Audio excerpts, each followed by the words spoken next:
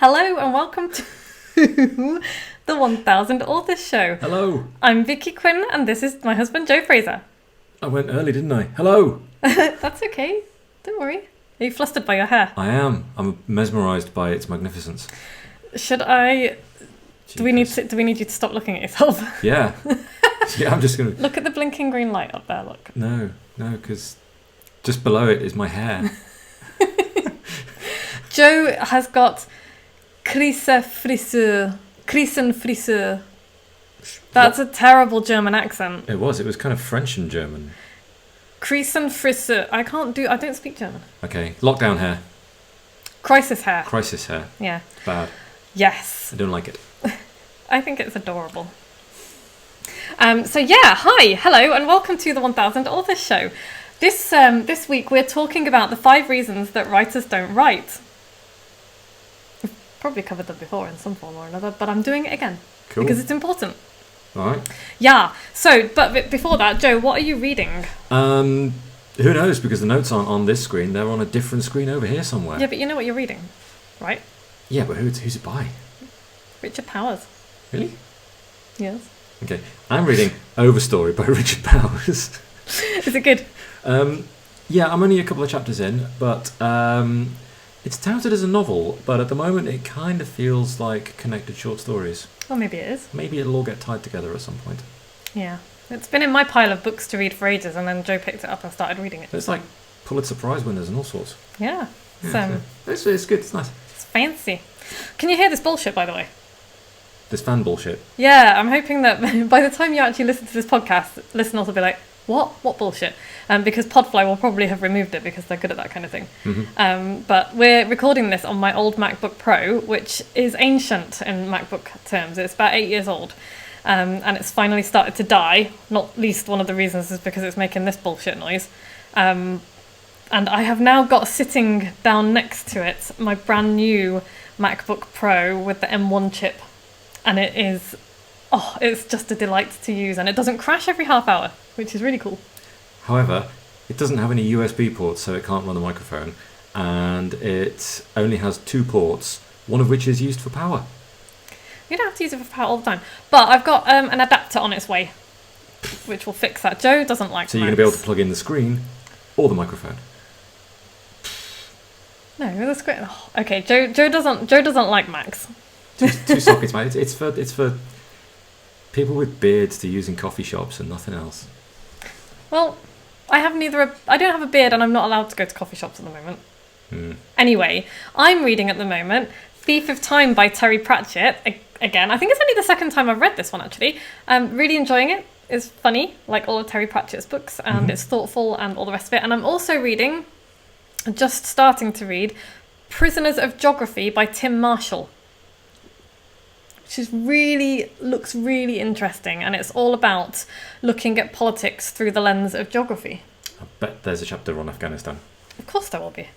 And, maybe there'll be a chapter, maybe he'll do a futuristic version of why the UK has dealt so fucking badly with the COVID crisis, despite being an island. We're an island!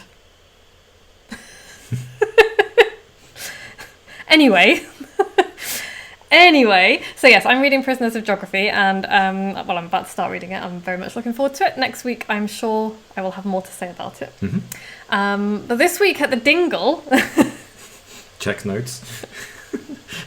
This week at the Dingle, all sorts has been happening. There has been excitement in the greenhouse. All of my seeds are in, like hundreds of them. My tomatoes are coming up. So halfway through last year, Vicky was saying, we don't need this many tomatoes. There's not enough space in the greenhouse. It's too full. I can't get to everything. It's difficult watering them because there's tomato plants in the way.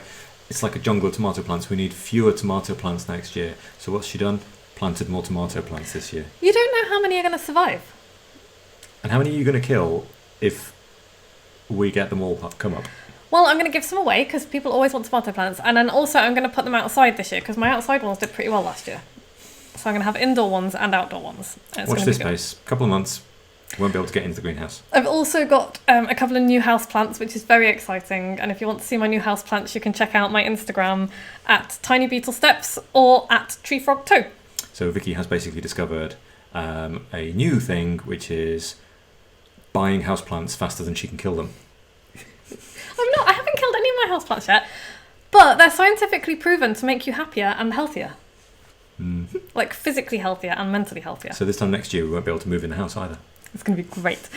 We'll have a really nice bathroom by then, which I'm going to turn into a jungle. It's going to be fab. So yeah, we've also got a boiler and hot water and one radiator, which is great. Holy shit balls, it's like a whole new world. I feel like we're cheating. Can turn the heating on with my phone and everything. I know we've got it's called Hive. Everybody knows what this is. We don't, because we've never had heating before. But it's called Hive, and it's technology that makes your heating work. It's really clever. Everyone's like, yes. Yeah. We're like, we don't have to set fire or anything to have heat anymore. It's pretty cool. Yeah, it's been a bit of a... We've only got one radiator, because there's not much point putting radiators everywhere else yet, because we're pulling out walls and damaging stuff and pulling up floors and moving everything around, so there's no point putting radiators anywhere else. Nope. So we've only got one radiator downstairs. But it makes the whole downstairs warm. Makes the whole downstairs kind of... Well, that one room. Above zero, which is novel. Yes. That's good. Yeah, so that's the updates and what we're reading at the moment. And now on to the main feature of... Checks notes. of this week's... You're not helping. You're not helping with the seamless and professional delivery. Okay. Now you've completely derailed my very shaky thought process. Okay. It's already shaky. Crack on. The 5 reasons writers don't write. Would you like me to hold it here? Yes. No.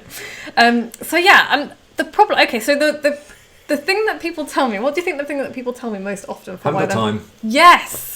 Haven't got time to write a book. Got the same amount of time as everybody else. Yeah, but I'm not being a dick about this, right? I know that some people are super, super busy, and I know some people who are super, super busy, who are in my team Moxie and all the rest of it, and they are ludicrously busy, and I literally don't know how they do it. But I also know that we make time for the things that are important to us, right? Feeding your children, for example. Oh, yeah. Should make time for that. Spending time with your partner. Spending time with just yourself and just chilling out with, a bubble bath or an amazing vibrator or something. I don't care. But yeah, spend your time on important things. That's cool. But also, it leads me to ask people, okay, so yeah, you want to write a book, but how important is it to you to write a book? Because if it's not a priority, if it's not the priority when it comes to things that you're doing for your business, it's not going to happen, because for the reason that we make time for things that are important to us. It's why I can't play the guitar. It's why I can only strum a few chords on the guitar. It just wasn't important to me enough to put the time into it. And there's nothing wrong with that. I am absolutely not throwing shade on people who are like, I haven't got time, and they're not making time, and that's cool. But what I've actually found, this is the interesting thing, is that when I talk to people, time has got nothing to do with it. It's like you said, everybody's got the same 24 hours in a day and all the rest of it. Some of us are more busy than others. But actually, when I talk to people in a little bit more depth than just, why haven't you written a book yet? They'll start off by saying, I haven't got time. That's never the problem. And it's really always a really interesting conversation. So I just wanted to run through the 5 main reasons that people don't write books that are buried underneath that excuse of I don't have time. Because, we all do it, right? What my go-to reason for not doing things is, I haven't got time. Very busy. Very busy. No time. And that is true. I am busy. But that's not why I don't do the thing. I don't do it for another reason. Sometimes it's just that I don't want to. But what comes out of my face is I haven't got time. Other times it's like, I don't know how, or all of that kind of thing. And that leads on to the 5 reasons why people are not writing their books.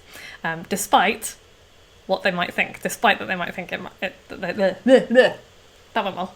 Reason the 1. Yeah, reason the 1. Okay, reason the 1. Checks notes. Clarity. So one of the most common reasons, once we dig into the whole I haven't got time thing, is a complete lack of clarity on what they want to write. They know they want to write a book, and they're really keen on it, and they're just like, oh, this is going to be great, I'm going to write a book for my business, I'm going to get this done, and it's going to feel really good, and they're right about all of those things. And then they sit down, they're like, I have not got time to do this. I don't know where to start. And the reason that they have not got time and don't know where to start is because they haven't really got a fully clear idea of what they want to write about. So they might be like, oh, I want to write about, say, grass, flowers. That's really broad. That's a really broad topic. Okay, so what about flowers? What about flowers do you want to write about? And it might be, I want to write about daffodils, all the many species of daffodils and what you can do with them and how you can grow them. So, okay, that's getting a bit closer. But even then, What the hell happened then? Screensaver? That shouldn't have happened. I'm a bit worried that this computer's going to crash. It's going to be fine. Nice.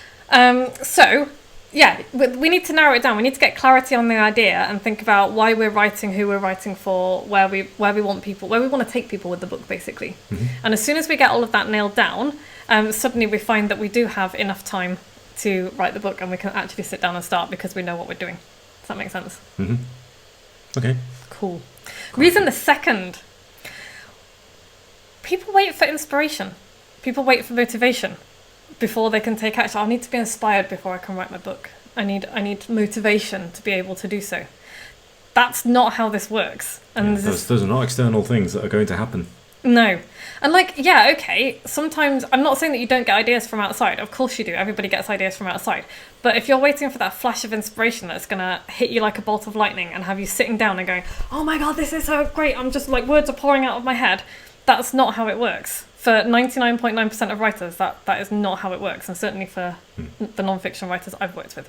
And there's this belief that we can't start until we've had this flash of inspiration. That's Damascene moment. Yeah, and it's just unrealistic. It's romantic bollocks. And I'll come back to romantic bollocks in a minute on a bit of a tangent.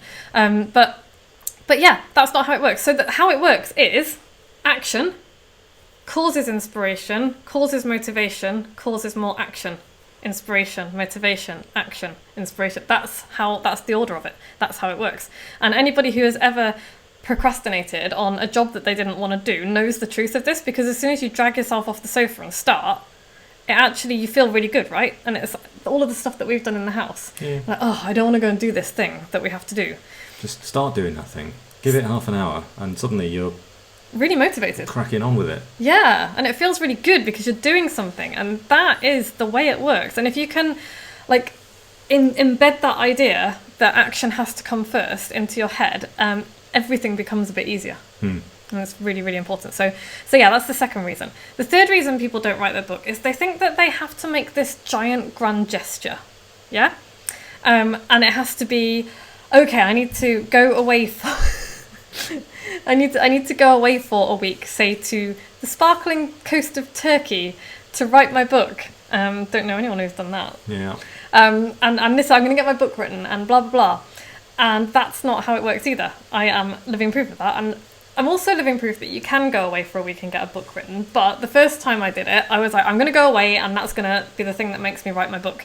But I didn't really know what I was writing about. I didn't really want to write that book at the time. I didn't really know why I was writing it. And so what I wrote was 2,500 words. And then did some sightseeing. And it was nice. Very nice. But it was not what I went there for. And so, yeah, we think that we need it's grand gestures that are going to get your book written. No. What's going to get the book written, Joe? Putting the work in. Putting time aside. Checks notes. Tiny beetle steps.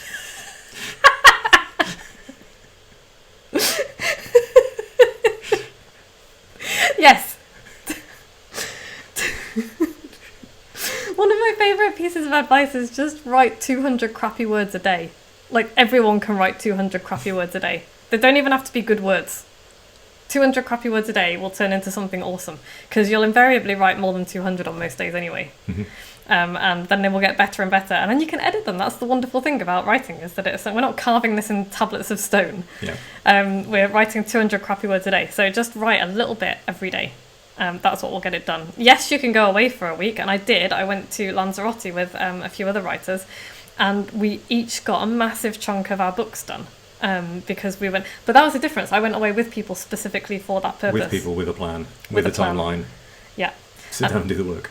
And that was great, and I can thoroughly recommend that. And as soon as we're allowed to see people in person again, I will be running the writing retreats I have so desperately been wanting to run. I was gonna launch those last year. Obviously that did not happen, but yeah, probably not this year either. But 2022 is going to be the year of the Moxie Books writing retreats, and I cannot fucking wait. It's going to be brilliant. So that was reason 1, 2, 3. And then reason 4, actually I think there's like 4 reasons and then 1 tip. So the fourth reason that I think, I've had this theory, right? I've been talking about this a lot over the last couple of days with Team Moxie. I have a theory that one of the reasons that we don't write our books, and women in particular, is that we're told that we're not allowed to be honest about stuff. or like there's an implication that we're not allowed to be honest about stuff. And this starts around the dinner table as kids, right? Oh, we're not talking about religion or politics around dinner. We're not talking about money. It's vulgar to talk about money. And there's so many problems with all of that stuff. And like I'm kind of cross with that from my own childhood as well as from others. But it's like typical. It's like, oh, what is polite to discuss around the dinner table? It's like fucking small talk. What? The world doesn't change if we ignore the important stuff. And if you can't have a discussion about politics or religion or race without having a flaming row, then there's something else going on there, you know? And the very idea of not talking about money because it's vulgar is designed to keep people in their places. And so, we don't talk about money. It's like, really? Okay, I wonder if that's because there's maybe a gender pay gap or a race pay gap in companies, which of course there is. And so we're told that we're not supposed to talk about this stuff. We're not supposed to make a ruckus. We're not supposed to make a fuss. We're not supposed to cause a nuisance. And especially women, because we're supposed to be nice to people. And the idea is that we are, we have to be polite and keep the peace and blah, blah, blah. And it's like, well, hang on a minute. What if there's something wrong with the world and the peace needs to be shook up? Write that book. And I think part of the reason sometimes we don't write a book is we're like, oh, I've got this stuff to say, but, what if it's going to offend people? And it goes even deeper than what if people are not going to like me? I mean, that is a reason. But there's that whole, what am I allowed to talk about? Well, I'm here to give you permission to talk about whatever the fuck you like. If you want to write about something and it's something important and it means something to you, write that book. Don't let society's rules about what we're supposed to talk about and what we're not supposed to talk about stop us. It's really important, and it's something that I've got a whole entire beehive in my bonnet about at the moment. There's the tone policing of women. Tone policing of women in general, and particularly black women. Because we're told that we are angry and aggressive when we simply stand up and say something assertively, or something sometimes even out loud. Mm-hmm. And you've heard of the angry black woman trope, right? And Yinka gets accused of this all the time. She just literally just opens her mouth to reply. It's like, angry black woman. And she's like, I'm not even angry. I'm not even raising my voice. Yeah, we're talking about the thing you want to talk about. Yeah, and it's like, I'm objecting to something. And there's the whole, you're getting really emotional because you're a woman, calm down. And it's like, actually, I was calm until you threw that bullshit at me. Now I'm angry. And I've decided as well that I'm going to be angry more often because, again, that's something that isn't really socially acceptable for women to be. We're not supposed to be angry and shrill and all the rest of it. And moody bitches and all of that kind of stuff. So maybe I shall rebrand. It's like book writing for moody bitches. That's what we shall. That's what we shall do. But yeah, so that was my force. I think is my theory as to why books sometimes don't get written, because we are afraid of rocking the boat. When frankly the boat needs rocking. The boat needs tipping right over and starting again. So write your book, even if it's going to, especially if it's going to piss people off. Because it's probably the people who are going to be pissed off are the ones that need to, move along and make room for some new people. Thank you for coming to my TED Talk. What do you think? Yes. Just yes. Yes. Sex notes. Yes. That's not on the notes. Joe agrees. That is not on the notes. Oh, do you think as a theory, do you think that is a reasonable theory? I think it's reasonable, yeah. I think it's reasonable. I also think that, democracy itself is based on being challenged. It needs to be challenged. If it's not challenged, then it's not democratic. No. We need people to fight all sides of the argument. I have so many thoughts about this. I think we're going to have to do an entire podcast on this alone, but a couple of things that have struck me, and I've got a couple of friends who are Russian, mm-hmm. and they're very blunt, right? Very blunt, mm-hmm. to the point of, to our Western sensibilities, almost sounds rude, and I know that some people do find them rude. And I read in a book the other day a theory that this is because in communist Russia, the most valuable currency was trust, and you had to know who you could trust and who you couldn't trust. So there was none of this sugarcoating stuff that we do in the West. It's like, being nice and keeping the peace and all the rest of it. People were really honest with each other about where they stand, where they were, and it came out of communism. And this was from a Russian person talking, and they were like, that was their theory on it. And so it comes across very blunt to the Western world, but actually all it is honesty. And the reason that we don't do that is because there's a couple of aspects to it, and one of them is that we believe that we're entitled to feel good all the time, and hurting people's feelings or rejecting, rejection, that kind of thing it's hurtful. It's like, oh, it doesn't feel very good, and it's this belief that we're entitled to feel good all the time, which is unrealistic and unhealthy. Okay. And so that's why we try really hard to be nice and not to rock the boat and not to make waves, and that fear of being attacked, which, by the way, is how the British media operate. That's if you look at how they treat Meghan and Harry, for example. As soon as Meghan and Harry speak up about the bullshit that they have to deal with, the media goes straight on the attack. And that is that entire dynamic in play. And I think that is part of the reason that certainly the white Western world finds it really, really difficult to deal with confrontation and argument and debate. And I've heard black people say the same thing as well, that they find it quite difficult to deal with white people because we just avoid the issue and we obfuscate, and there's this... We don't say what we mean and we shuffle around it and we... Yeah, and there's this need to always be liked, and I just found that really interesting because I was like, I know I do that because I've been conditioned to do so, and I really try hard to break out of it. Like, I don't want to deliberately upset or offend anybody, but I also don't think that people should be so easily upset or offended by the truth. And there's this, Or put off saying what they mean. Or put off saying what they mean, yeah. And, my Facebook feed is a really good example of this. The silence in the face of the Black Lives Matter movement from literally most of the people I know was very loud. And it was because nobody wants to make waves. Nobody wants to say something that might upset somebody or offend somebody. And that can't be the way. The world will not change that way, And that is how the status quo continues. And for a lot of for most people, the status quo is working just fine. So why would they want to change it? And it does take an act of will, and not even courage, but just an act of will. And just say the thing that needs to be said. Rock the boat. It's like the people who are going to be the people. I think that old saying: the people who matter won't mind, and the people who mind don't matter. I don't know. Thoughts. Thoughts tumbling out of my head. But all of them relevant to writing books and the reasons that I do what I do, and why I want to be the place that people can come to with a book that wouldn't get published maybe by one of the other traditional white-owned publishing houses, because I know people who have had their books completely changed, have had them bought and completely changed and whitewashed to make them more palatable or whatever. I would never do that to a writer. And that's one of the reasons that I want to set up my publishing house and do what I want to do, because people need to be able to speak without being censored. They just do. And that's my mission, my aim.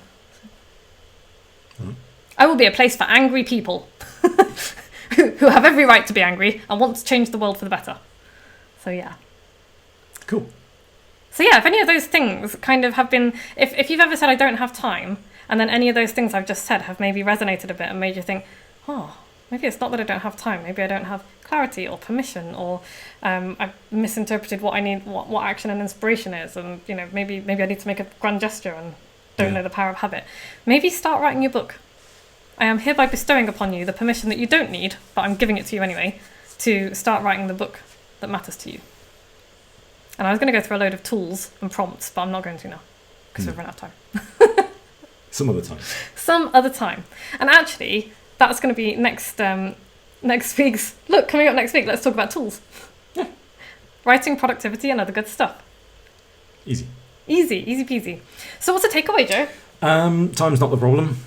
You might use the word, you might use that phrase to kind of encapsulate in short form what the problem you think is-ish, and it's an easy thing to explain to people. But time is not the problem. No. There are many other things that are the problem, and... at least be honest with yourself. Yeah. And, if you really don't want to write a book, that's fine. Totally cool. That's totally cool. You don't have to. But if you really want to, it's worth digging a little bit deeper than I don't have time, because there's always another reason. Yeah. And author shout out this week, which you would have thought I would have had ready already, but clearly I did not. Checks notes. Is The Later Living Guide by Teresa Payne. Hi, Teresa. Hi, Teresa. And Teresa is a client of mine, and together we wrote The Later Living Guide, Plan Today, Own Your Tomorrow, and Age Happy. Because most of us do not make enough good plans for when we get old and we leave it up to fate, and then we make decisions in a panic, and we don't make good decisions because nobody makes good decisions in a panic. Mm-hmm. And yeah, wouldn't it be? It's like, oh, I'm gonna work for like 50 years, and then I'm gonna retire and be happy. What kind of manner of bullshit is that? Yeah. Like, if you are gonna retire, let's make sure that you have you could be retired for 30 years. You need to make sure you've got enough money and a plan. Yes, you're not just going to fall off the edge of employment and then what? Most people spend more time planning every holiday than they do planning like the last 40 years of their life. How? That's insane when you think about it. Crazy. It is crazy. So yeah, this is a really good book, available on Amazon and from Teresa's website, which is perfectcresswell.com, I think. But we're all going to get old one day. We need to sort out some plan. Hopefully we're all going to get old one day. But have a plan. Have a plan. And coming up next week, we're going to be talking about tools, writing tools, productivity tools, other good stuff. Hopefully the notes won't be down there, they'll be over there. Yes, they will. I'm probably going to be wearing my beautiful new jacket again, courtesy of Eclectica of Ludlow. Thanks, Jodie, who is my stylist. I love it. It's by Desigual, and I feel like I'm wearing designer clothes, which technically I am. But it's gorgeous, isn't it, Joe? It is. It's very gorgeous. I don't know if I will have by the time this goes out. Maybe, you'll have to try. I have 3 spots open for my 6-month creative book coaching program. I'm only running this once this year. So if you want to write your book and you want my help, you can go to moxiebooks.co.uk/creative-book-coaching. Shut up. And you can apply there. There's an application form. Cool. Come and write your book. Let me help you.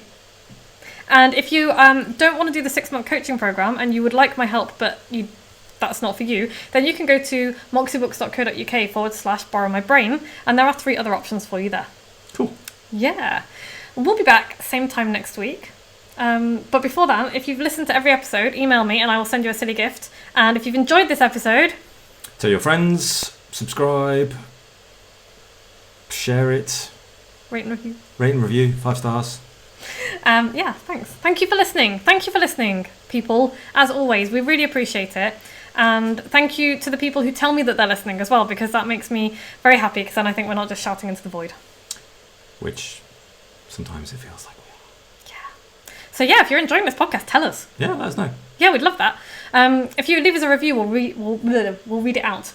Cool. I am going to slow down. Slow down with the words. With the words. Right, we're out of time. Bye. Bye.